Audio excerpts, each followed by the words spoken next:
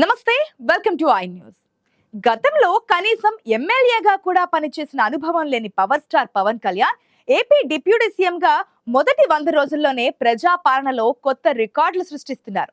పంచాయతీరాజ్ శాఖను కూడా నిర్వహిస్తున్న పవన్ కళ్యాణ్ ఆంధ్రప్రదేశ్ లోని గ్రామాల అభివృద్ధి కోసం చేసిన ఓ వినూత్న కార్యక్రమం ఇప్పుడు ప్రపంచ రికార్డు నమోదు చేసింది.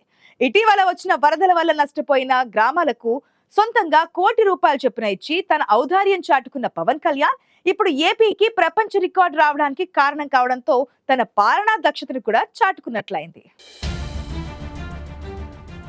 AP deputy CM Pawan Kalyan చేసిన ఓ వినూత్న ఆలోచన ప్రపంచ రికార్డు రావడానికి కారణమైంది.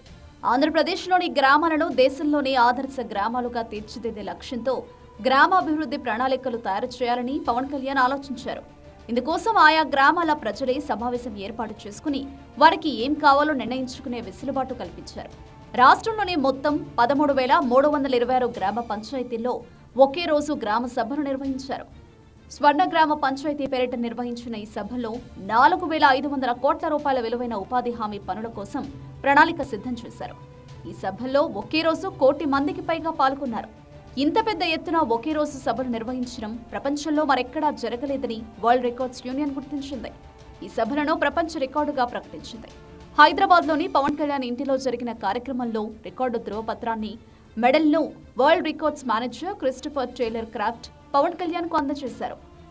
డిప్యూటీ సీఎం హోదాలో పంచాయతీరాజ్ శాఖను నిర్వహిస్తున్న పవన్ కళ్యాణ్ ఇప్పటికే తన మార్కు పాలన చూపించారు. గ్రామాభివృద్ధి ప్రణాళికలు స్థానికంగానే తయారు కావాలని కాంక్షించారు.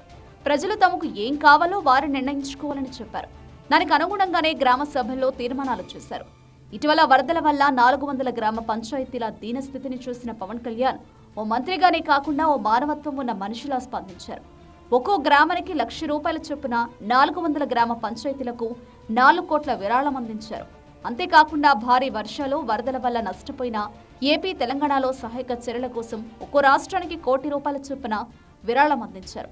ఇలా పవన్ కళ్యాణ్ తన మార్కు పాలనతో, తనదైన దయా హృదయంతో స్పందించడం ఇప్పుడు దేశవ్యాప్తంగా పొలిటికల్ సర్కిల్స్ లో సంచలనంగా మారింది.